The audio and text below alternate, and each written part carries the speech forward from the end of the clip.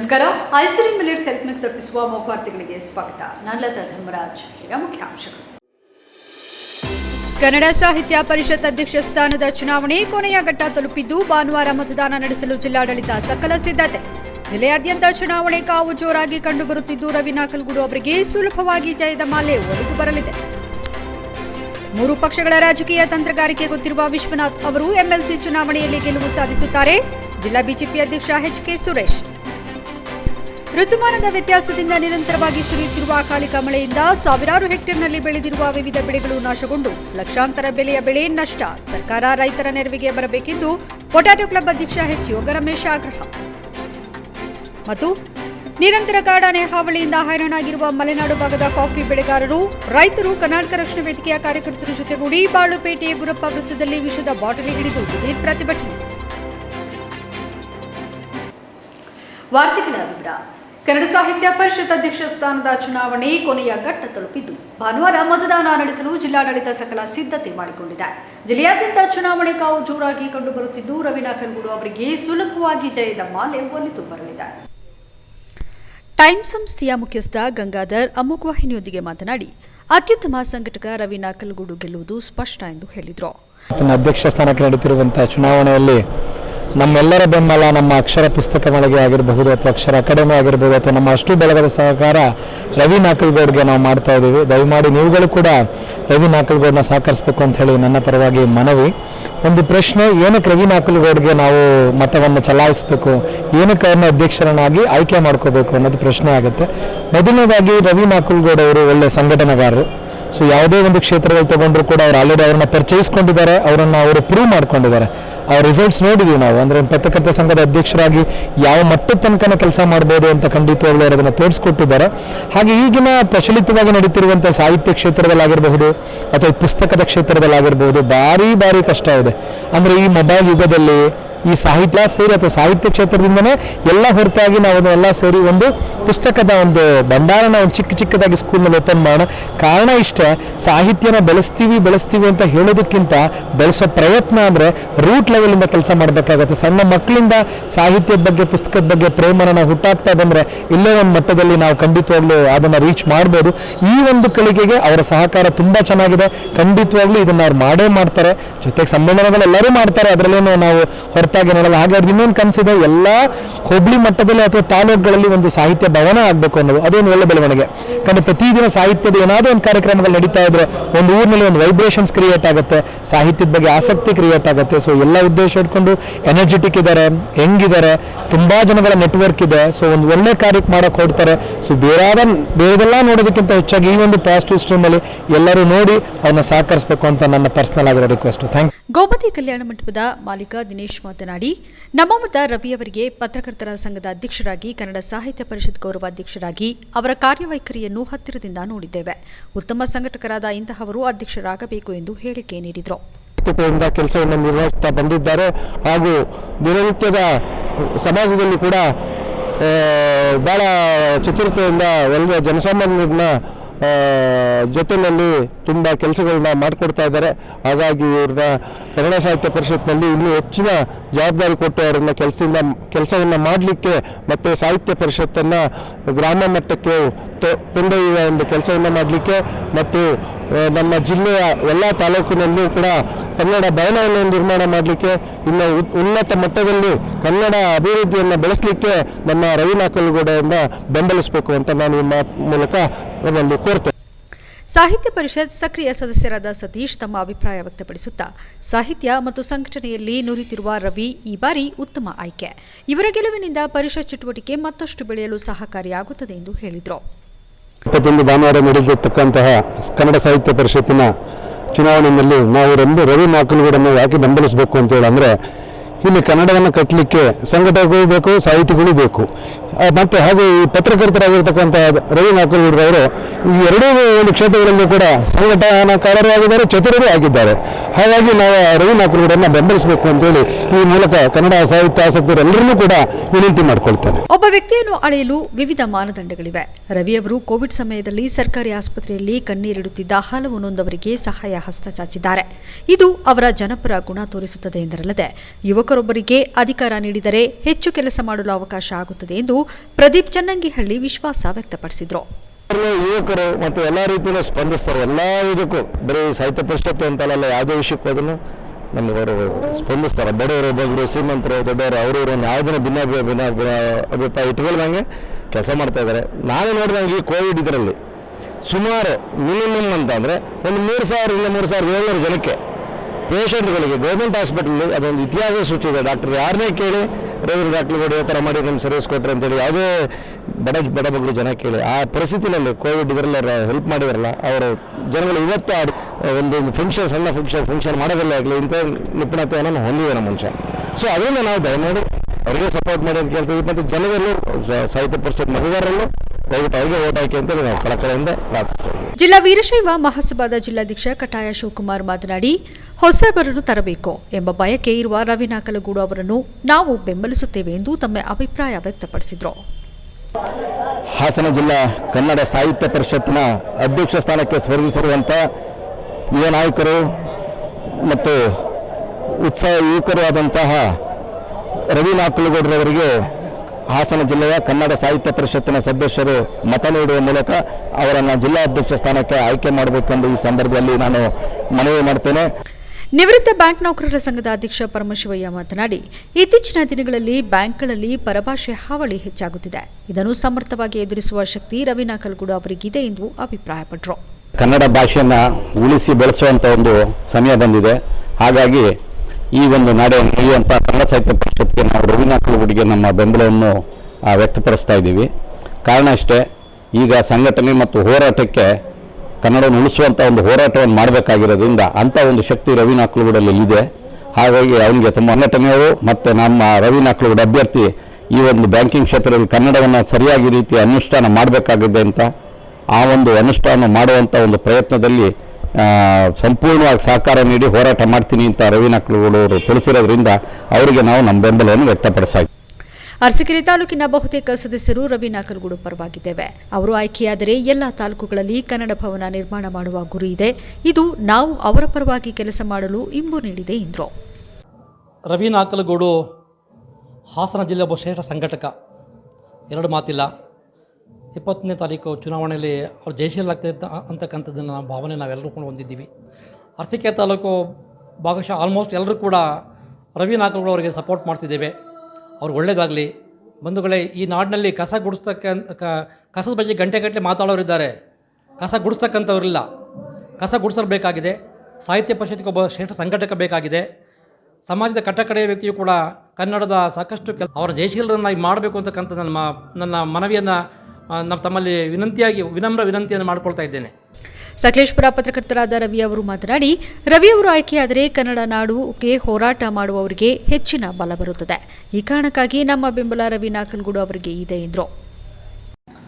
21ಕ್ಕೆ ಕನ್ನಡ ಸಾಹಿತ್ಯ ಪರಿಷತ್ತಿನ ರಾಜ್ಯ ಮತ್ತು ಜಿಲ್ಲಾ ಚುನಾವಣೆ ಬರ್ತಾ ಇದೆ. ಈ ಸಲ ನಾವು ಹಾಸನ ಜಿಲ್ಲೆಯಿಂದ ಪತ್ರಕರ್ತರು ಹಾಗೂ ಕನ್ನಡ ಸಾಹಿತ್ಯ ಪರಿಷತ್ನ ಗೌರವ ಅಧ್ಯಕ್ಷರಾಗಿದ್ದಂಥ ರವಿ ನಾಕಲಗೂಡನ್ನ ಬೆಂಬಲಿಸ್ತಿದ್ದೇವೆ. ಯಾಕೆಂದರೆ ಅವರು ಜಿಲ್ಲಾ ಪತ್ರಕರ್ತರ ಸಂಘದ ಅಧ್ಯಕ್ಷರಾಗಿದ್ದಾಗ ಭಾರಿ ಕೆಲಸವನ್ನು ಮಾಡಿದ್ದಾರೆ. ಏನಂತೆ ಮೊದಲು ಸಂಘಟನೆ ಒತ್ತು ಕೊಟ್ಟು ಸಂಘಟನೆನ ಒಟ್ಟಿಗೆ ತಗೊಂಡೋಗಿದ್ದಾರೆ. ಆಮೇಲೆ ಪತ್ರಕರ್ತರು ಎಲ್ಲರೂ ಕೂಡ ನಾಗರಿಕರು ಕೂಡ ಅವ್ರನ್ನ ಬೆಂಬಲಿಸಬೇಕು. ಹಾಗೆ ಹಾಸನ ಜಿಲ್ಲೆಯವರು ಅವ್ರನ್ನ ಅತಿ ಹೆಚ್ಚು ಮತಗಳನ್ನು ಗೆಲ್ಲಿಸಿ ಸಾಹಿತ್ಯಕ್ಕೆ ಒಳ್ಳೆ ಕೆಲಸ ಮಾಡೋಕ್ಕೆ ಅವಕಾಶ ಮಾಡಿಕೊಡ್ಬೇಕು ಅಂತೇಳಿ ಸಾಹಿತ್ಯ ಬಂಧುಗಳಲ್ಲಿ ಮನವಿ ಮಾಡ್ತಾ ಇದ್ದೇನೆ. ಅಮೋಘ್ ವಾಹಿನಿ ಮುಖ್ಯಸ್ಥರಾದ ಕೆಪಿಎಸ್ ಪ್ರಮೋದ್ ಮಾತನಾಡಿ, ಕನ್ನಡ ಭಾಷೆಯನ್ನು ಕಟ್ಟಿ ಬೆಳೆಸಲು ಕೇವಲ ಸಾಹಿತಿಯಾದರೆ ಸಾಲದು. ಇರುವ ಅಭ್ಯರ್ಥಿಗಳನ್ನು ನೋಡಿದಾಗ ಉತ್ತಮ ಸಂಘಟಕರಾದ ರವಿ ನಾಕಲಗೂಡು ಅವರಿಗೆ ನನ್ನ ಮತ ಎಂದರಲ್ಲದೆ ಜಿಲ್ಲೆಯ ಪ್ರತಿ ಮನೆಯಲ್ಲಿ ಕನ್ನಡ ಮತ್ತು ಸಂಸ್ಕೃತಿಯನ್ನು ಕಟ್ಟಿ ಬೆಳೆಸಲು ರವಿಯ ಅಗತ್ಯವಿದೆ ಎಂದು ಅವರು ಪ್ರತಿಪಾದಿಸಿದರು. ಕನ್ನಡ ಸಾಹಿತ್ಯ ಪರಿಷತ್ತಿನ ಚುನಾವಣೆ ನಡೀತಾ ಇದೆ. ಕನ್ನಡ ಸಾಹಿತ್ಯ ಪರಿಷತ್ತಿಗೆ ಯಾರು ಆಯ್ಕೆಯಾಗಬೇಕು ಅಂತಕ್ಕಂಥ ಚರ್ಚೆ ಇವತ್ತು ಹಾಸನ ಜಿಲ್ಲೆಯಲ್ಲಿ ವ್ಯಾಪಕವಾಗಿ ಬರ್ತಾ ಇದೆ. ಆದರೆ ಒಂದನ್ನು ನಮ್ಮ ಸಾಹಿತ್ಯಾಸಕ್ತರು ಮತ್ತು ಮತದಾರರು ಯೋಚನೆ ಮಾಡಬೇಕಾಗಿರ್ತಕ್ಕಂಥದ್ದು, ಕನ್ನಡ ಸಾಹಿತ್ಯ ಪರಿಷತ್ತಿಗೆ ಸಾಹಿತ್ಯಾಸಕ್ತರು, ಸಾಹಿತ್ಯವನ್ನು ಬೆಳೆಸ್ತಕ್ಕಂಥವರು, ಸಂಘಟಕರು ಮತ್ತು ಎಲ್ಲ ತಾಲೂಕು ಕೇಂದ್ರಗಳಲ್ಲಿ ಇವತ್ತು ಏನಾದರೂ ಕಾರ್ಯಕ್ರಮಗಳನ್ನ ಮಾಡಬೇಕು ಅಂತ ಹೇಳಿದ್ರೆ ಅವ್ರಿಗೆ ಹಾಸನದ ಕನ್ನಡ ಸಾಹಿತ್ಯ ಪರಿಷತ್ ಭವನಕ್ಕೆ ಬರಬೇಕು. ಈ ಎಲ್ಲವನ್ನು ಮತದಾರರು ಯೋಚನೆ ಮಾಡಿದಾಗ ಮತ್ತು ವೈಯಕ್ತಿಕವಾಗಿ ನಾವು ಹೇಳೋದೇನಂತ ಹೇಳಿದರೆ, ಕನ್ನಡ ಸಾಹಿತ್ಯ ಪರಿಷತ್ತನ್ನು ಕಟ್ಟಿ ಬೆಳೆಸಿ ಎಲ್ಲ ತಾಲೂಕು ಮಟ್ಟದಲ್ಲಿ ಹೋಬಳಿ ಮಟ್ಟದಲ್ಲಿ ಕನ್ನಡ ಸಾಹಿತ್ಯವನ್ನು ಸಂಸ್ಕೃತಿಯನ್ನು ಬೆಳೆಸಬೇಕು ಅಂತ ಹೇಳಿದ್ರೆ ಅದು ಒಬ್ಬ ಸಾಹಿತ್ಯಾಸತ್ಮಕ ಮತ್ತು ಸಂಘಟಿಕ ಎರಡರಿಬ್ಬರದ್ದು ಮಾತ್ರ ಅದು ಸಾಧ್ಯ ಆಗಲಿಕ್ಕೆ ಸಾಧ್ಯ. ಹಾಗಾಗಿ ರವಿ ನಾಕಲಗೂಡ್ರವರು ಇವತ್ತಿನ ಏನು ಕಣದಲ್ಲಿದ್ದಾರೆ ಎಲ್ಲ ಸ್ಪರ್ಧಿಗಳಿಗಿಂತ ಅತ್ಯುತ್ತಮ ಸಂಘಟಕಾರರು ಮತ್ತು ಸಾಹಿತ್ಯಾಸಕ್ತರು ಕೂಡ ಅನೇಕ ಕಳೆದ 5 ವರ್ಷಗಳಲ್ಲಿ ಗೌರವಾಧ್ಯಕ್ಷರಾಗಿ ಹಾಸನ ಜಿಲ್ಲಾ ಕಾರ್ಯನಿರತ ಪತ್ರಕರ್ತರ ಸಂಘದ ಅಧ್ಯಕ್ಷರಾಗಿ ಅನೇಕ ಕೆಲಸಗಳನ್ನ ಮಾಡಿದ್ದಾರೆ. ಸಾಹಿತ್ಯವನ್ನು ಬೆಳೆಸ್ತಕ್ಕಂಥ ಕೆಲಸವನ್ನು ಮಾಡಿದ್ದಾರೆ. ಮೂಲೆ ಮೂಲೆಯಲ್ಲಿ ಹಾಸನ ಜಿಲ್ಲೆಯ ಕಟ್ಟಕಡೆಯ ಗ್ರಾಮದಲ್ಲಿ ಇರ್ತಕ್ಕಂಥ ಸಾಹಿತಿಗಳನ್ನ ಕರೆಸಿ ಅವರ ಸಾಹಿತ್ಯ ಕ್ಷೇತ್ರಗಳನ್ನು ಬೆಳೆಸಲಿಕ್ಕಂಥ ಕೆಲಸವನ್ನು ಮಾಡ್ತಾ ಬಂದಿದ್ದಾರೆ. ಹಾಗಾಗಿ ನನ್ನ ಮತ ಯಾವತ್ತಿದ್ರೂ ರವಿ ನಾಕಲಗೂಡ್ರವರಿಗೆ. ಯಾಕೆ ಅಂತ ಹೇಳಿದರೆ ಇದರಲ್ಲಿ ಮುಖ್ಯವಾಗಿ ನಮ್ಮೆಲ್ಲರ ಆಸೆ ಒಂದೇ, ಇಡೀ ಜಿಲ್ಲೆಯಲ್ಲಿ ಕನ್ನಡ ಸಾಹಿತ್ಯ ಬೆಳಿಬೇಕು, ಸಂಸ್ಕೃತಿ ಬೆಳಿಬೇಕು, ಮನೆ ಮನೆಯಲ್ಲೂ ಕನ್ನಡದ ಕೃಷಿಯಾಗಬೇಕು. ಈ ನಿಟ್ಟಿನಲ್ಲಿ ಇದು ರವಿ ನಾಕಲಗೂಡ್ರವರಿಂದ ಮಾತ್ರ ಸಾಧ್ಯ. ಹಾಗಾಗಿ ನಾನು ರವಿ ನಾಕಲಗೂಡ್ರನ್ನು ಬೆಂಬಲಿಸ್ತೀನಿ. ಮಲೆನಾಡು ತಾಂತ್ರಿಕ ಕಾಲೇಜಿನ ಉಪನ್ಯಾಸಕ ಮತ್ತು ಕನ್ನಡ ಸಾಹಿತ್ಯ ಪರಿಷತ್ ಮಾಜಿ ಕಾರ್ಯದರ್ಶಿ ಮಂಜುನಾಥ್ ಮಾತನಾಡಿ, ಕೊರೋನಾ ಕಾಲದಲ್ಲಿ ಸಂಕಷ್ಟದಲ್ಲಿದ್ದವರಿಗೆ ನೆರವಾದ ಅವರ ಮನಸ್ಥಿತಿ ಮತ್ತು ಗೌರವಾಧ್ಯಕ್ಷರಾಗಿ ಅವರ ಸೇವೆ ಪರಿಗಣಿಸಿ ಅವರಿಗೆ ನನ್ನ ಮೊದಲ ಪ್ರಾಶಸ್ತ್ಯ ಎಂದು ಗಟ್ಟಿ ಧ್ವನಿಯಲ್ಲಿ ಬೆಂಬಲ ವ್ಯಕ್ತಪಡಿಸಿದರು. ಅರ್ಹರಿರುವ ಎಲ್ಲರೂ ಸಹ ಚುನಾವಣೆಗೆ ಸ್ಪರ್ಧಿಸಲಿಕ್ಕೆ ಅರ್ಹರಾಗಿರ್ತಾರೆ.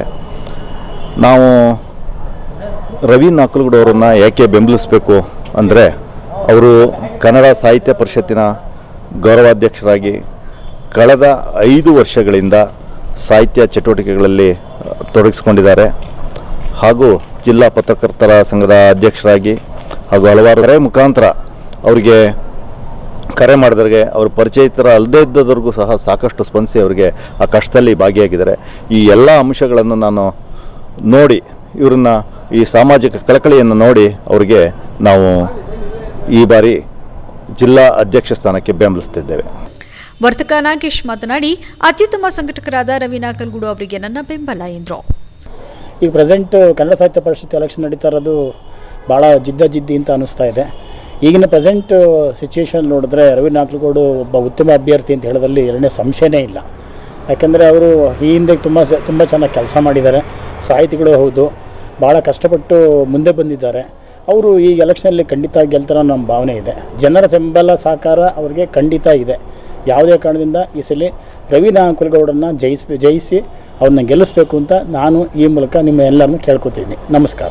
ಸಾರ್ವಜನಿಕವಾಗಿ ಮತ್ತು ತಾಲೂಕಿನಿಂದ ಬರುತ್ತಿರುವ ವರದಿಗಳನ್ನು ಗಮನಿಸಿದಾಗ ಈ ಬಾರಿ ರವಿ ನಾಕಲಗೂಡು ಹೆಚ್ಚು ಬಹುಮತದಿಂದ ಜಯದ ಮಾಲೆಯನ್ನು ಧರಿಸಲಿದ್ದಾರೆ ಎಂಬುದು ಸತ್ಯ ಎಂದು ಸಾಹಿತ್ಯಾಸಕ್ತರು ಅಭಿಪ್ರಾಯ ಪಡುತ್ತಿದ್ದಾರೆ. 3 ಪಕ್ಷಗಳ ರಾಜಕೀಯ ತಂತ್ರಗಾರಿಕೆ ಗೊತ್ತಿರುವ ವಿಶ್ವನಾಥ್ ಅವರು ಎಂಎಲ್ಸಿ ಚುನಾವಣೆಯಲ್ಲಿ ಗೆಲುವು ಸಾಧಿಸುತ್ತಾರೆ ಎಂದು ಜಿಲ್ಲಾ ಬಿಜೆಪಿ ಅಧ್ಯಕ್ಷ ಎಚ್.ಕೆ. ಸುರೇಶ್ ತಮ್ಮ ವಿಶ್ವಾಸ ವ್ಯಕ್ತಪಡಿಸಿದ್ದಾರೆ. ವಿಶ್ವನಾಥ್ ಅವರು ನಮ್ಮ ಪಕ್ಷದ ಸರ್ವಸಮ್ಮತದ ಅಭ್ಯರ್ಥಿಯಾಗಿದ್ದಾರೆ. ಅವರು ಜೆಡಿಎಸ್ ಕಾಂಗ್ರೆಸ್ ತಂತ್ರಗಾರಿಕೆ ಗೊತ್ತು. ನಾವು ಬಿಜೆಪಿಗೆ ಸೂಕ್ಷ್ಮವಾಗಿ ನಮ್ಮ ತಂತ್ರಗಾರಿಕೆ ಹೇಳಿಕೊಟ್ಟು ಗೆಲ್ಲಿಸುತ್ತೇವೆ ಎಂದರು. ಮಂಗಳವಾರ ವಿಶ್ವನಾಥ್ ಅವರು ನಾಮಪತ್ರ ಸಲ್ಲಿಸುತ್ತಾರೆ. ರಾಜ್ಯ ಮತ್ತು ಕೇಂದ್ರದಲ್ಲಿ ಬಿಜೆಪಿ ಸರ್ಕಾರಗಳು ಇದೆ. ನಾವು ವಿಧಾನ ಪರಿಷತ್ ಚುನಾವಣೆಯನ್ನು ಗಂಭೀರವಾಗಿ ತೆಗೆದುಕೊಂಡಿದ್ದೇವೆ. ಈ ಸಲ ಬಿಜೆಪಿಗೆ ಮೋದಿ ಪರವಾದ ಅಲೆ ಇದೆ. ಇದು ಗೆಲುವಿಗೆ ಸಹಕಾರಿಯಾಗಲಿದೆ ಎಂದರು. ರಾಷ್ಟ್ರೀಯ ಪಕ್ಷ ಭಾರತೀಯ ಜನತಾ ಪಕ್ಷದಿಂದ ನಮ್ಮ ವಿಶ್ವನಾಥ್ ಅವ್ರನ್ನ ಮಾಜಿ ಶಾಸಕರನ್ನ ಅಭ್ಯರ್ಥಿಯಾಗಿ ಆಯ್ಕೆ ಮಾಡಿದೆ.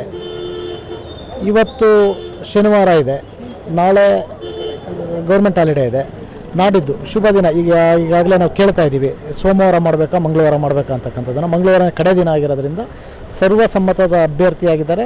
ತಂತ್ರಗಾರಿಕೆ ನಮ್ಗಳಿಗೆ ಗೊತ್ತಿದೆ, ಹಾಗಾಗಿ ನಾವು ಗೆಲ್ತಕ್ಕಂಥ ಅವಕಾಶ ಹೆಚ್ಚಿದೆ ಅಂತ ಎಲ್ಲ ಲಕ್ಷಣಗಳು ಕಾಣ್ತಾ ಇದೆ. ತಮಗೆ ಹಿಂದೆ 2015 ಗ್ರಾಮ ಪಂಚಾಯತಿ ಸದಸ್ಯರು ಎಷ್ಟಿದ್ರು, ಇವತ್ತು ಎಷ್ಟಿದ್ದಾರೆ ಅಂತಕ್ಕಂಥದ್ದು ತಮಗೆಲ್ಲ ಗೊತ್ತಿದೆ. ಹಾಗಾಗಿ ಖಂಡಿತವಾಗ್ಲೂ ಬ್ರೇಕ್ ಮಾಡ್ತಕ್ಕಂಥದ್ದು ಭಾರತೀಯ ಜನತಾ ಪಕ್ಷದ ಅಭ್ಯರ್ಥಿನ ಗೆಲ್ಲಿಸ್ತಕ್ಕಂಥ ಕೆಲಸ ಆಗುತ್ತೆ. 2015ರಲ್ಲಿ ಸದಸ್ಯರಲ್ಲಿ ಗ್ರಾಮ ಪಂಚಾಯಿತಿಗಳಿಗೆ ಆಯ್ಕೆಯಾದ ಸದಸ್ಯರ ಸಂಖ್ಯೆಗೂ ಮತ್ತು ಈ ಸಲದ ಸಂಖ್ಯೆಗೆ ಹೋಲಿಸಿದಾಗ ಗಣನೀಯವಾಗಿ ಏರಿಕೆಯಾಗಿದೆ ಎಂದರು. ಋತುಮಾನದ ವ್ಯತ್ಯಾಸದಿಂದ ನಿರಂತರವಾಗಿ ಸುರಿಯುತ್ತಿರುವ ಅಕಾಲಿಕ ಮಳೆಯಿಂದ ಸಾವಿರಾರು ಹೆಕ್ಟೇರ್ನಲ್ಲಿ ಬೆಳೆದಿರುವ ವಿವಿಧ ಬೆಳೆಗಳು ನಾಶಗೊಂಡು ಲಕ್ಷಾಂತರ ಬೆಲೆಯ ನಷ್ಟವನ್ನು ರೈತರು ಅನುಭವಿಸುತ್ತಿದ್ದು, ಜಿಲ್ಲಾಡಳಿತ ತಕ್ಷಣವೇ ರೈತರ ನೆರವಿಗೆ ಬರಬೇಕು ಎಂದು ಪೊಟ್ಯಾಟೊ ಕ್ಲಬ್ ಅಧ್ಯಕ್ಷ ಎಚ್.ಯು. ರಮೇಶ್ ಆಗ್ರಹಿಸಿದ್ದಾರೆ. ತಾಲೂಕಿನ ಗರಿಘಟ್ಟ ಗ್ರಾಮದಲ್ಲಿ ಮಳೆಯಿಂದ ನೆಲಕಚ್ಚಿರುವ ರಾಗಿ, ಮೆಕ್ಕೆಜೋಳ ಬೆಳೆ ವೀಕ್ಷಣೆ ಮಾಡಿದ ಬಳಿಕ ಮಾತನಾಡಿ, ಕಳೆದ 1.5 ತಿಂಗಳಿನಿಂದಲೂ ಹಿಂಗಾರು ಮಳೆಯ ಅಬ್ಬರ ಜೋರಾಗಿದೆ. ಇದರ ಪರಿಣಾಮ 1 ತಿಂಗಳ ಹಿಂದೆಯೇ ಕಟಾವಿಗೆ ಬಂದಿರುವ ಮೆಕ್ಕೆಜೋಳ, ರಾಗಿ ಬೆಳೆ ಸಂಪೂರ್ಣವಾಗಿ ಹಾನಿಗೊಳಗಾಗಿವೆ. ಮಲಿಪಟ್ಟಣ ಹೋಬಳಿ ಭಾಗದಲ್ಲಿ 100 ಹೆಕ್ಟೇರ್ನಲ್ಲಿನ ಭತ್ತ ಹಾಗೂ ಇತರ ಬೆಳೆಗಳು ನೆಲಕಚ್ಚಿ ಅಪಾರ ಪ್ರಮಾಣದ ನಷ್ಟವನ್ನು ರೈತರಿಗೆ ಉಂಟು ಮಾಡಿದೆ ಎಂದರು. ಹೀಗಿದ್ದರೂ ಕೂಡ ಸಂಬಂಧಪಟ್ಟ ಇಲಾಖೆ ಅಧಿಕಾರಿಗಳು ರೈತರ ಜಮೀನಿಗೆ ಭೇಟಿ ನೀಡಿ ನಿಖರ ಮಾಹಿತಿಯನ್ನು ಪಡೆದು ಸರ್ಕಾರಕ್ಕೆ ಸಲ್ಲಿಸುವ ಕೆಲಸವನ್ನು ನಿರ್ವಹಿಸುತ್ತಿಲ್ಲ. ಪ್ರತಿ ರೈತನ ಜಮೀನು ಬಳಿ ಅಧಿಕಾರಿಗಳು ತೆರಳಿ ನಿಖರ ಮಾಹಿತಿಯನ್ನು ಸರ್ಕಾರಕ್ಕೆ ಸಲ್ಲಿಸಬೇಕು. ಈ ಹಿಂದಿನ ಬೆಳೆ ಪರಿಹಾರ ರೈತರ ಕೂಲಿಗೆ ಸಮನಾಗಿರುವುದಿಲ್ಲ. ಎಲ್ಲ ಅಂಶಗಳನ್ನು ಸರ್ಕಾರ ಮನಗಂಡು ಬೆಳೆ ಪರಿಹಾರವನ್ನು ವೈಜ್ಞಾನಿಕವಾಗಿ ನೀಡಲು ಅಗತ್ಯ ಕ್ರಮ ಕೈಗೊಳ್ಳಬೇಕು ಎಂದು ಮನವಿ ಮಾಡಿದರು. ಅರ್ಕಲಗೂಡು ತಾಲೂಕಿನಲ್ಲಿ ಕಳೆದ ಸುಮಾರು 1.5-2 ತಿಂಗಳಿಂದ ಏನು ಅಕಾಲಿಕವಾದ ಮಳೆ, ನನಗನ್ಸುತ್ತೆ ಇದು ಈ ಒಂದು ಹಲವಾರು ವರ್ಷಗಳನ್ನು ಗಮನಿಸಿದರೆ ಈ ವರ್ಷದಲ್ಲೇ ಅತಿ ಹೆಚ್ಚಿನ ಒಂದು ಮಳೆ ಆಗಿರ್ತಕ್ಕಂಥದ್ದು. ನಿಜವಾದ ರೈತರಿಗೆ ಹಾನಿಯಾಗಿರ್ತಕ್ಕಂಥವ್ರಿಗೆ ಸರ್ಕಾರದಿಂದ ಯಾವುದೇ ಒಂದು ಸಹಾಯ ಆಗಿರೋದನ್ನ ನಾವು ಇಲ್ಲಿವರೆಗೆ ನೋಡಿಲ್ಲ. ಮತ್ತು ಆ ಸಹಾಯ ತಗೋಬೇಕಾದ್ರೂ ಅದು ಯಾವುದೋ ಅಲ್ಪ ಪ್ರಮಾಣದಲ್ಲಿರ್ತವೆ, ತಗೋಬೇಕಾದ್ರೆ ಅಡೆತಡೆಗಳಿರ್ತವೆ. ಅದರಿಂದ ದಯವಿಟ್ಟು ಇದನ್ನು ಜಿಲ್ಲಾಧಿಕಾರಿಗಳಿಗೂ ನಾನು ಈ ಮಾಧ್ಯಮದ ಮುಖಾಂತರ ಒತ್ತಾಯ ಮಾಡ್ತಾ ಇದ್ದೀನಿ. ಒಂದು ಈಗ ಸದ್ಯದ ದೃಷ್ಟಿಯಲ್ಲಿ ಈಗ ಶುಂಠಿನೂ ನಷ್ಟ ಆಗಿದೆ, ಬೇರೆ ಬೆಳೆನೂ ನಷ್ಟ ಆಗಿದೆ, ರಾಗಿಯಿಂದ ಒಂದಷ್ಟು ಲಾಭ ಆಗ್ತಿತ್ತು, ಅದು ಈಗ ರೈತರಿಗೆ ಹಾನಿಯಾಗಿದೆ. ಈಗಾಗಲೇ ಕಟಾವಿಗೆ ಬಂದಿರುವ ಮೆಕ್ಕೆಜೋಳ ಸಿಪ್ಪೆಯೊಂದಿಗೆ ಮೊಳಕೆ ಬರುತ್ತಿದೆ. ನೆಲಕ್ಕೆ ಬಿದ್ದಿರುವ ಜೋಳ ಗಿಡವಾಗಿ ಬೆಳೆಯಲಾರಂಭಿಸಿದೆ. ಅದೇ ರೀತಿ ರಾಗಿ ಹೊಲದಲ್ಲಿ ಪೈರು ಬೆಳೆಯಲಾರಂಭಿಸಿದೆ. ಮಳೆ ಮುಂದುವರಿದರೆ ಸಂಪೂರ್ಣವಾಗಿ ಬೆಳೆ ರೈತರ ಕೈಸಿರುವುದಿಲ್ಲ. ಈ ಎಲ್ಲ ಅಂಶಗಳನ್ನು ಜಿಲ್ಲಾಡಳಿತ ಮನಗಂಡು ರೈತರ ನೆರವಿಗೆ ಬರಬೇಕು ಎಂದು ಅವರು ಒತ್ತಾಯಿಸಿದರು.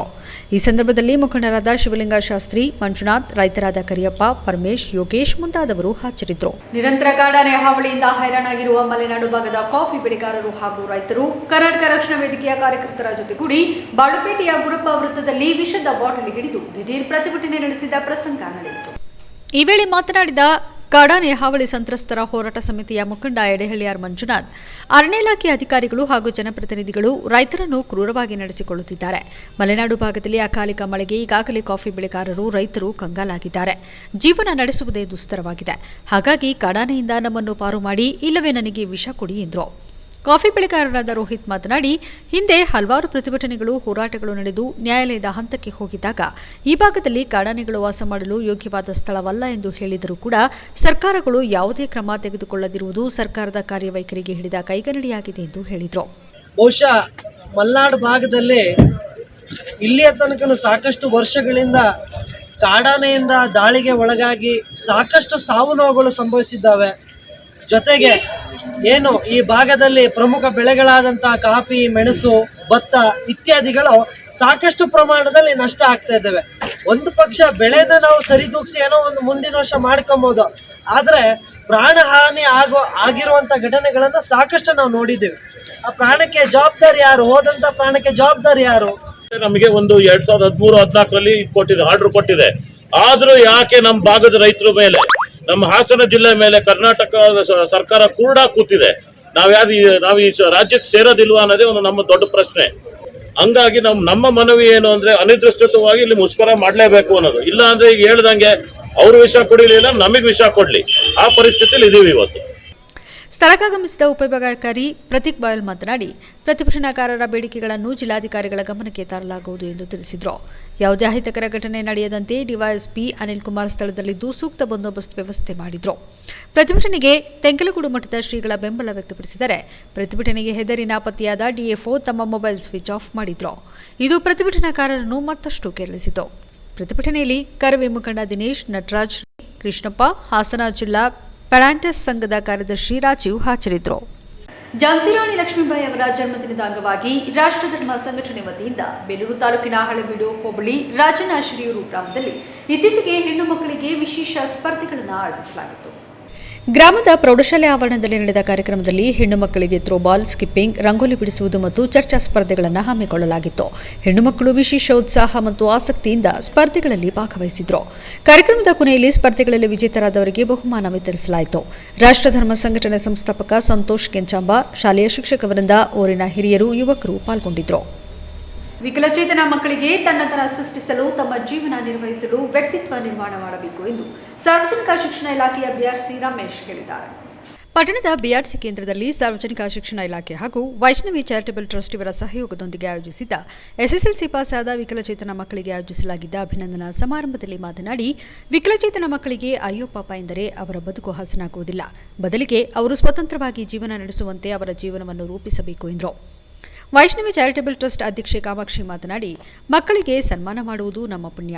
ನಮ್ಮ ಟ್ರಸ್ಟ್ನಿಂದ ಹಲವಾರು ಕಾರ್ಯಕ್ರಮಗಳನ್ನು ನಡೆಸುತ್ತಿದ್ದು ಇದು ನಮಗೆ ಅತ್ಯಂತ ಹೆಮ್ಮೆಯ ಸಂಗತಿ ಎಂದರು. ಅಯ್ಯೋ ಪಾಪ ಅನ್ನುವಂಥದ್ದಲ್ಲ, ಅವಕಾಶಗಳನ್ನು ಕಟ್ಟಿ ನೋಡುವಂಥದ್ದು. ಯಾವತ್ತೂ ಒಂದಿನ ಅಯ್ಯೋ ಪಾಪ ಅಂದರೆ ಅವ್ರು ಬದುಕು ಹಸನಾಗಲ್ಲ. ಚೀನಾದೊಂದು ಗಾದೆ ಇದೆಯಲ್ಲ, ಮೀನು ಕೊಡಬೇಡಿ ಮೀನು ಹಿಡಿದು ಕಲಿಸಿ ಅಂತ. ಹಾಗೆ ಸ್ವಂತ ಬದುಕನ್ನು ಕಟ್ಕೊಳ್ಳಿಕ್ಕೆ, ವೈಯಕ್ತಿಕವಾಗಿ ತನ್ನ ತನವನ್ನು ಸೃಷ್ಟಿಸ್ಕೊಳ್ಳಿಕ್ಕೆ, ತನ್ನ ಜೀವನವನ್ನು ನಿರ್ವಹಿಸಲಿಕ್ಕೆ ಎಲ್ಲಿ ಬೇಕಾಗೋ ಎಲ್ಲ ಚೈತನ್ಯಶೀಲ ವ್ಯಕ್ತಿತ್ವ ನಮಗೆ ಈ ಒಂದು ಕಾರ್ಯಕ್ರಮ ಅವ್ರು ಹೇಳಿದ ತಕ್ಷಣವೇ ನನಗೆ ತುಂಬ ಇಷ್ಟ ಆಯಿತು. ನಾನು ಹಿಂದೆ ಮುಂದೆ ನೋಡಲೇ ಇಲ್ಲ, ನಾನು ಪಟ್ಟಂತ ಒಪ್ಕೊಂಡೆ. ಮೇಡಮ್, ನಮ್ಮ ಸಂಸ್ಥೆಯಿಂದ ತುಂಬ ಸಹಾಯ ಮಾಡ್ತಿದ್ದೀವಿ. ಇಂಥ ಮಕ್ಕಳಿಗೆ ಮಾಡೋದು ನಮ್ಮ ಭಾಗ್ಯ, ನಮ್ಮ ಪುಣ್ಯ ಅಂತ ಹೇಳಿ ನಾನು ಓಕೆ ಅಂತ ಹೇಳಿದ್ವಿ. ಸೊ ಕಮ್ಮಿ ಸಮಯದಲ್ಲಿ ಈ ಒಂದು ಪ್ರೋಗ್ರಾಮ್ ನಮಗೆ ಮಾಡಬೇಕಾಗ್ತದೆ. ಜೊತೆಗೆ ನನ್ನ ಟೀಮಲ್ಲಿ ಎಲ್ಲರೂ ಸಹಕರಿಸ್ತಾ ಇದ್ದಾರೆ. ಕಾರ್ಯಕ್ರಮದಲ್ಲಿ ವಿಕಲಚೇತನ ಮಕ್ಕಳಿಗೆ ಸನ್ಮಾನಿಸಿ ಗೌರವಿಸಲಾಯಿತು. ಈ ಸಂದರ್ಭದಲ್ಲಿ ವೈಷ್ಣವಿ ಚಾರಿಟಬಲ್ ಟ್ರಸ್ಟ್ ಉಪಾಧ್ಯಕ್ಷೆ ನೀತು ಕೊಠಾರಿ, ವಕೀಲೆ ಶಿಲ್ಪಾ, ಶಾಂತಾ ಅತ್ನಿ ಮುಂತಾದವರು ಹಾಜರಿದ್ದರು. ಹಾಸನ ತಾಲೂಕಿನ ಕಟ್ಟಾಯ ಹೋಬಳಿ ಕಾರ್ಲೆ ಗ್ರಾಮ ಪಂಚಾಯಿತಿಯ ಬನವಾಸಿ ಮತಗಟ್ಟೆ ಅಧಿಕಾರಿಗಳಿಂದ ಸೋಲು ಅನುಭವಿಸಿದ ಮಹಿಳೆಗೆ ಈಗ ನ್ಯಾಯಾಲಯ ಗೆಲುವಿನ ಗುರಿ ಮುಟ್ಟಿಸಿದೆ. ಈ ಕುರಿತು ಪತ್ರಿಕಾಗೋಷ್ಠಿ ನಡೆಸಿದ ವಕೀಲ ಶ್ರೀಕಾಂತ್ ಚನ್ನಂಗೇಹಳ್ಳಿ ಅವರು, ಕಳೆದ ಗ್ರಾಮ ಪಂಚಾಯಿತಿ ಚುನಾವಣೆಯಲ್ಲಿ ಬನವಾಸಿ ಕ್ಷೇತ್ರದಿಂದ ಹೇಮಲತಾ ಕಣದಲ್ಲಿದ್ದರು. ಇವರ ಕುರಿತು ಟ್ರ್ಯಾಕ್ಟರ್ ಪಕ್ಕದ ನಾಯಕರಹಳ್ಳಿ ಮತಗಟ್ಟೆಯ 4 ಪತ್ರಗಳು ತಪ್ಪಾಗಿ ಈ ಕ್ಷೇತ್ರಕ್ಕೆ ಬಂದಿದ್ವು.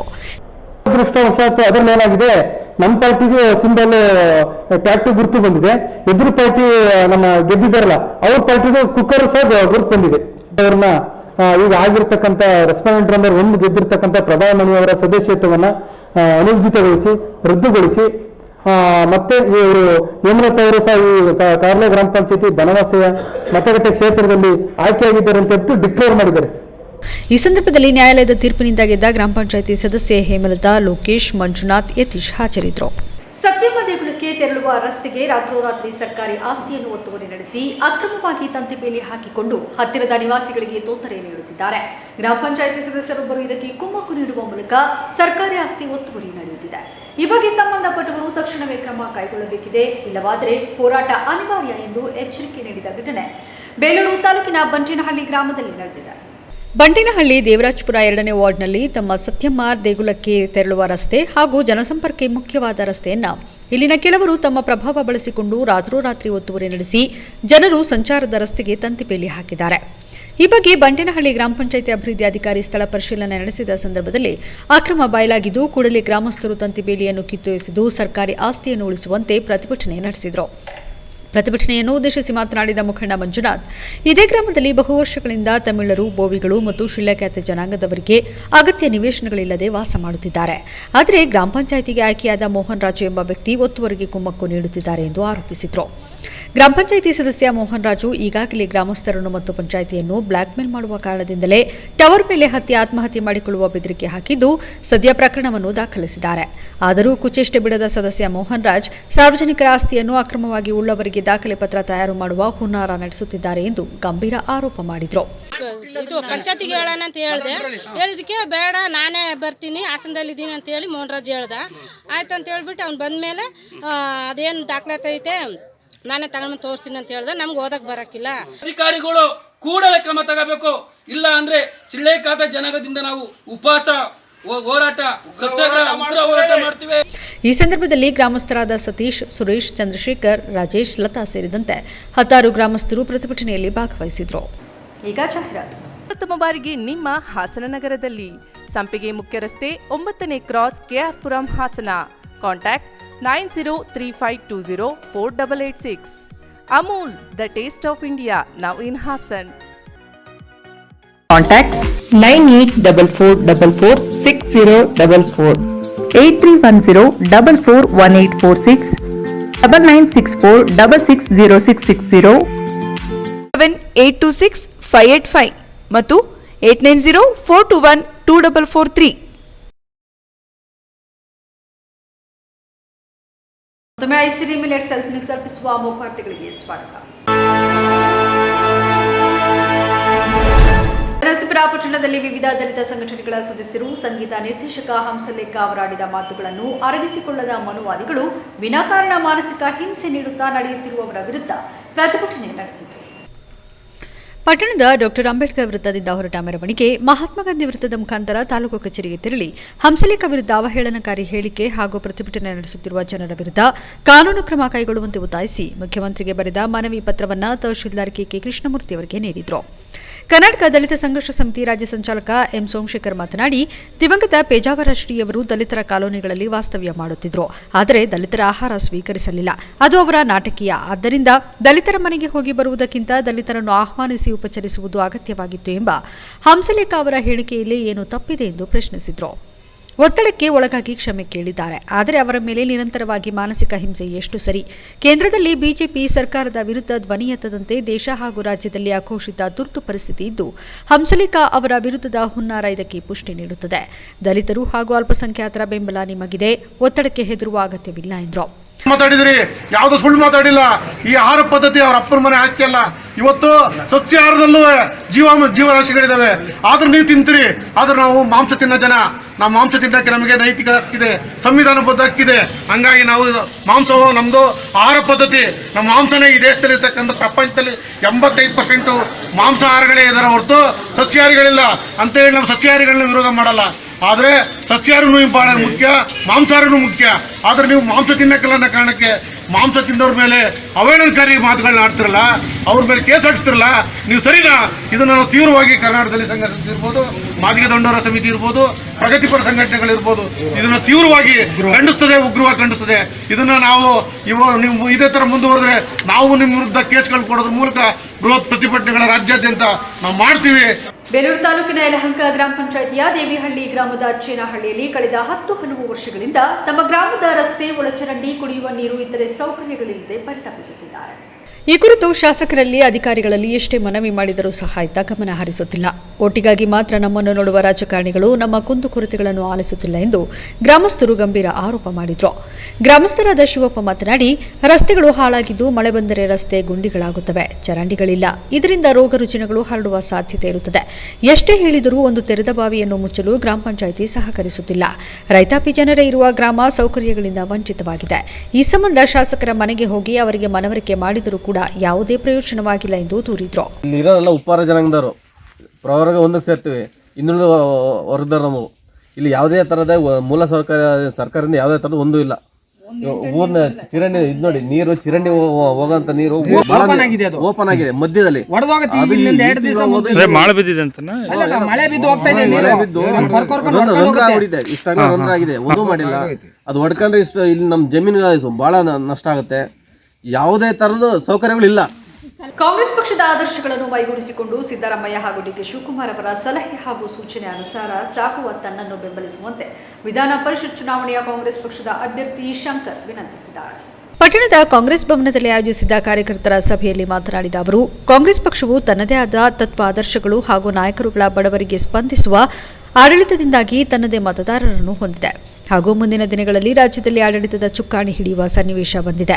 ಇಂತಹ ಸಂದರ್ಭದಲ್ಲಿ ಮಾಜಿ ಸಚಿವ ದಿವಂಗತ ಜಿ ಪುಟ್ಟಸ್ವಾಮಿಗೌಡರ ಆಶೀರ್ವಾದದೊಂದಿಗೆ ಮುನ್ನಡೆಯುವ ತಮಗೆ ಗ್ರಾಮ ಪಂಚಾಯತ್ ಸದಸ್ಯರು ಹಾಗೂ ಪುರಸಭಾ ಸದಸ್ಯರು ನಿರ್ಭಯವಾಗಿ ಮತ ಚಲಾಯಿಸುವಂತೆ ಕೋರಿದರು. ವಿಧಾನ ಪರಿಷತ್ ಸದಸ್ಯ ಗೋಪಾಲಸ್ವಾಮಿ, ಜಿಲ್ಲಾ ಪಂಚಾಯತ್ ಮಾಜಿ ಸದಸ್ಯ ಶ್ರೇಯಸ್ ಪಟೇಲ್, ಬಾಗೂರು ಮಂಜೇಗೌಡ ಮಾತನಾಡಿದರು. ಬ್ಲಾಕ್ ಕಾಂಗ್ರೆಸ್ ಮಾಜಿ ಅಧ್ಯಕ್ಷ ರಂಗಸ್ವಾಮಿ, ವಕೀಲ ಸುನಿಲ್, ಮುಜಾಹಿದ್, ರಾಮಚಂದ್ರ ಮತ್ತು ಬಾಗಿವಾಳು ಮಂಜೇಗೌಡ ಹಾಜರಿದ್ದರು. ವಿಶ್ವವಿಖ್ಯಾತ ಶ್ರೀ ಚೆನ್ನಕೇಶವ ದೇವಾಲಯದ ಒಳಾಂಗಣದಲ್ಲಿ ಹಾಸನದ ಸರ್ಕಾರಿ ಇಂಜಿನಿಯರ್ ಕಾಲೇಜ್ ವಿದ್ಯಾರ್ಥಿಗಳ ವತಿಯಿಂದ ಸ್ವಚ್ಛತಾ ಅಭಿಯಾನ ಕಾರ್ಯಕ್ರಮದಡಿಯಲ್ಲಿ ದೇವಾಲಯದ ಒಳಾಂಗಣದಲ್ಲಿರುವ ಕಸ, ಕಡ್ಡಿ, ಗಿಡ, ಗಂಟೆಗಳನ್ನು ತೆಗೆದು ಸ್ವಚ್ಛ ಮಾಡಲಾಯಿತು. ಈ ಸಂದರ್ಭದಲ್ಲಿ ಮಾತನಾಡಿದ ಕಾಲೇಜ್ ವಿದ್ಯಾರ್ಥಿ ಜಿತೇಂದ್ರ, ಕಾರ್ಯಕ್ರಮದ ಉದ್ದೇಶ ಏನೆಂದರೆ ಸರ್ಕಾರ ಕೇವಲ ವಿದ್ಯಾರ್ಥಿಗಳಿಗೆ ಓದುವ ಹವ್ಯಾಸ ಮಾತ್ರ ಬೆಳೆಸದೆ ಸಾಮಾಜಿಕವಾಗಿ ನಾವು ಸಮಾಜದಲ್ಲಿ ಹೇಗೆ ಬೆಳೆಯಬೇಕು, ತಮ್ಮದೇ ಆದ ಜವಾಬ್ದಾರಿಯನ್ನು ಹೇಗೆ ಬೆಳೆಸಿಕೊಳ್ಳಬೇಕು ಎಂದು ತಿಳಿಸಲಾಯಿತು ಎಂದರು. ಕಾಲೇಜಿನ 17 ಜನ ಸಹಪಾಠಿಗಳ ಜೊತೆ ಚೆನ್ನಕೇಶವ ದೇವಾಲಯದಲ್ಲಿ ಸ್ವಚ್ಛತಾ ಕಾರ್ಯಕ್ರಮ ಹಮ್ಮಿಕೊಳ್ಳಲಾಗಿದ್ದು, ನಮ್ಮ ಕೈಲಾದಷ್ಟು ದೇವಾಲಯ ಸ್ವಚ್ಛತೆ ಮಾಡುವ ಕೆಲಸ ಮಾಡುತ್ತೇವೆ ಎಂದರು. ಅವರು ಕೆಲವೊಂದು ಇವೆಂಟ್ಗಳನ್ನ ನೀವು ಸೋಷಲ್ ಆಗಿ ಹೋಗಿ ಮಾಡಿ ಇವೆಂಟ್ಗಳನ್ನ ಮಾಡಿ ನೀವು ಎಕ್ಸ್ಪೀರಿಯನ್ಸ್ಗಳನ್ನ ತಗೋಬೇಕು ಅಂತ ಹೇಳ್ಬಿಟ್ಟು ಅದಕ್ಕೋಸ್ಕರ ನಾವು ಇಲ್ಲಿ ಬೇಲೂರಿಗೆ ನಮ್ಮ ಟೀಮ್ ಮುಖಾಂತರ ಬಂದಿದ್ದೀವಿ ಕಾಲೇಜ್ ಕಡೆಯಿಂದ. ಸರ್ ಗೌರ್ಮೆಂಟ್ ಇಂಜಿನಿಯರಿಂಗ್ ಕಾಲೇಜ್ ಹಾಸನಿಂದ. ಸರ್ ನಾವು CSC ಬ್ರಾಂಚ್ ಅವರು.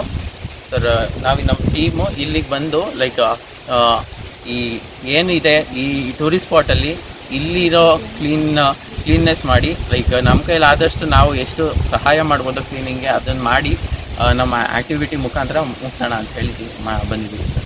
ಈ ಸಂದರ್ಭದಲ್ಲಿ ದೇವಾಲಯ ಕಾರ್ಯನಿರ್ವಹಣಾಧಿಕಾರಿ ವಿದ್ಯುಲ್ಲತಾ ಮತ್ತು ಮಂಜುನಾಥ್, ಪ್ರಣವ್, ಉತ್ತಮ್ ಹಾಗೂ ನಂದಿನಿ ಇತರರು ಹಾಜರಿದ್ದರು. ಕನ್ನಡ ಸಾಹಿತ್ಯ ಪರಿಷತ್ ಅಧ್ಯಕ್ಷ ಸ್ಥಾನಕ್ಕೆ ಸ್ಪರ್ಧಿಸಿರುವ ರವಿ ನಾಕಲಗೂಡು ಅವರನ್ನು ಬೆಂಬಲಿಸಿ ಇಂದು ಹಲವು ಸಂಘಟನೆಗಳ ಮುಖಂಡರು ಅಭ್ಯರ್ಥಿಯ ಸಮ್ಮುಖದಲ್ಲಿ ಬೆಂಬಲ ವ್ಯಕ್ತಪಡಿಸಿದರು. ನಗರದಲ್ಲಿ ಪತ್ರಿಕಾಗೋಷ್ಠಿಯಲ್ಲಿ ಮಾತನಾಡಿದ ವಿವಿಧ ಸಂಘಟನೆಯ ಮುಖಂಡರುಗಳಾದ ಸೋಮನಾಯ್ಕ, ಲಕ್ಷ್ಮಣ್ ನಾಯ್ಕ, ರಾಮಣ್ಣ, ಮಹಂತೇಶ್, ಪರಮೇಶ್, ಅಶೋಕ್ ಮತ್ತು ಹರೀಶ್, ಉತ್ತಮ ಸಂಘಟಕರಾದ ರವಿ ನಾಕಲಗೂಡು ಅವರಿಗೆ ನಮ್ಮ ಬೆಂಬಲ ಇದ್ರು. ನಾನು ಗೌರವಾಧ್ಯಕ್ಷನಾಗಿ ನಿರ್ವಹಿಸಿದ ಕಾರ್ಯಗಳು ನನಗೆ ಶ್ರೀರಕ್ಷೆ ಎಂದು ಅಭ್ಯರ್ಥಿ ರವಿ ನಾಕಲಗೂಡು ಹೇಳಿದರು.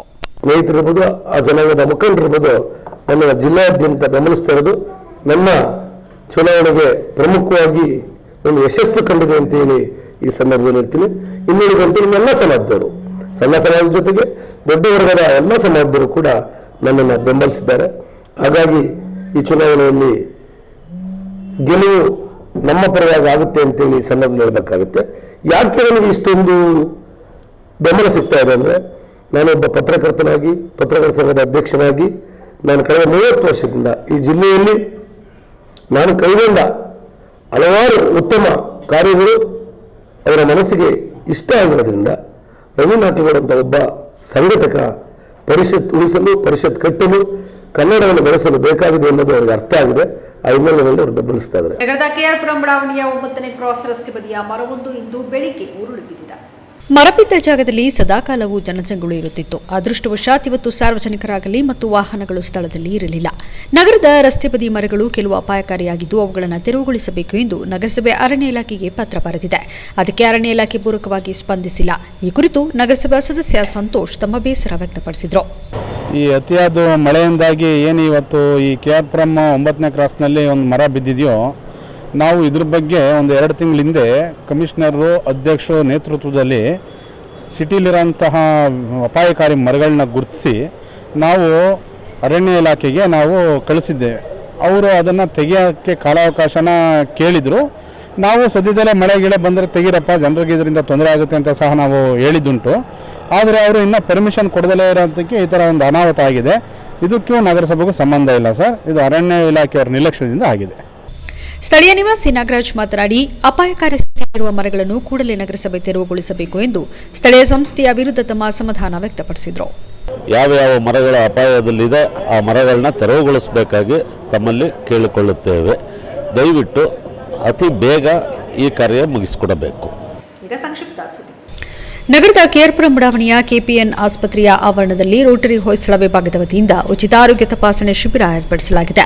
ಶಿಬಿರವನ್ನು ಶಾಸಕ ಪ್ರೀತಂ ಚೇಗೌಡ ಮತ್ತು ಜಿಲ್ಲಾ ಬಿಜೆಪಿ ಅಧ್ಯಕ್ಷ HK ಸುರೇಶ್ ದೀಪ ಬೆಳಗುವುದರ ಮೂಲಕ ಉದ್ಘಾಟಿಸಿದರು. ಕಾರ್ಯಕ್ರಮದಲ್ಲಿ ವೈದ್ಯ ಸ್ವಾಗತ್, ರೋಟರಿ ಸಂಸ್ಥೆ ಪದಾಧಿಕಾರಿಗಳು ಮುಂತಾದವರು ಹಾಜರಿದ್ದರು. ವ್ಯಕ್ತಿಗಳಿಗೆ ಒಂದು ಅನುಕೂಲ ಆಗೋ ರೀತಿಯಲ್ಲಿ ಈ ಕಾರ್ಯಕ್ರಮವನ್ನು ಹಮ್ಮಿಕೊಂಡಿದ್ದಾರೆ. ಎಲ್ಲರೂ ಸಾರ್ವಜನಿಕರು ಈ ಒಂದು ಏನು ಹೊಸದಾದ ಉಚಿತವಾಗಿ ಮಾಡ್ತಾ ಇರೋಂಥ ಈ ಒಂದು ಕಾರ್ಯಕ್ರಮವನ್ನು ಸದುಪಯೋಗ ಪಡಿಸ್ಕೋಬೇಕು ಅಂತೇಳಿ ಹೇಳಿ ಈ ಮೂಲಕ ವಿನಂತಿಯನ್ನು ಮಾಡ್ತೀವಿ. ವ್ಯವಸ್ಥೆ ಕೊಡ್ತಕ್ಕಂಥದ್ದು ಈ ಚಳಿಗಾಲದಲ್ಲಿ ಮಂಡಿ ನೋವು, ಪಾಪ ಅವರ ಎಂಟೈರ್ ಫ್ಯಾಮಿಲಿ ಇರ್ಬೋದು, ರೋಟ್ರಿ ಇರ್ಬೋದು, ಎಲ್ಲರೂ ಸಹ ಇದಕ್ಕೆ ಸಹಕಾರ ಮಾಡಿ ಹಾಸನದಲ್ಲಿ ಒಂದು ಉಚಿತವಾದ ವಾರ ತಪ್ಪಿನ ಮಂಗಳವಾರನೇ ಕಡೆ ದಿನ ಇರೋದ್ರಿಂದ ನಾಮಿನೇಷನ್ ಸಲ್ಲಿಸ್ತಕ್ಕಂಥದ್ದು ಸರ್ವ ಸಮ್ಮತದ ಅಭ್ಯರ್ಥಿಯಾಗಿದ್ದಾರೆ. ಅವರಿಗೆ ಜಿಲ್ಲೆಯಲ್ಲಿ ಗೆಲ್ತಕ್ಕಂಥ ಶಕ್ತಿ ಸಾಮರ್ಥ್ಯ ಭಾರತೀಯ ಜನತಾ ಪಕ್ಷಕ್ಕಿದೆ. ಹಾಗಾಗಿ ಅವ್ರನ್ನ ಗೆಲ್ಲಿಸ್ತಕ್ಕಂಥ ಕೆಲಸನ ನಾವು ಮಾಡ್ತೀವಿ. ಕನ್ನಡ ರಾಜ್ಯೋತ್ಸವದ ಪ್ರಯುಕ್ತ ಭಾರತೀಯ ಮಜ್ದೂರ್ ಸಂಘ, ರಾಜ್ಯ ಆಟೋ ರಿಕ್ಷಾ ಚಾಲಕರ ಮಜ್ದೂರ್ ಸಂಘ ಇವರ ವತಿಯಿಂದ ಸಕಲೇಶಪುರ ಪಟ್ಟಣದ ಸಕಲೇಶ್ವರ ಸ್ವಾಮಿ ದೇವಸ್ಥಾನದಿಂದ ಟೋಲ್ ಗೇಟ್ ಸರ್ಕಲ್ವರೆಗೂ ಆಟೋ ರ್ಯಾಲಿಯನ್ನು ನಡೆಸಲಾಯಿತು. ಸಮಾರಂಭದಲ್ಲಿ ಅಧ್ಯಕ್ಷ ಯೋಗೇಶ್ ಕಲ್ಗಣೆ, ಕಾರ್ಯಾಧ್ಯಕ್ಷ ಅಭಿಲಾಷ್, ಕಾರ್ಯದರ್ಶಿ ಸಿದ್ದಿಕ್ ಮತ್ತು ಸಂಘದ ಪದಾಧಿಕಾರಿಗಳು ಹಾಜರಿದ್ದರು.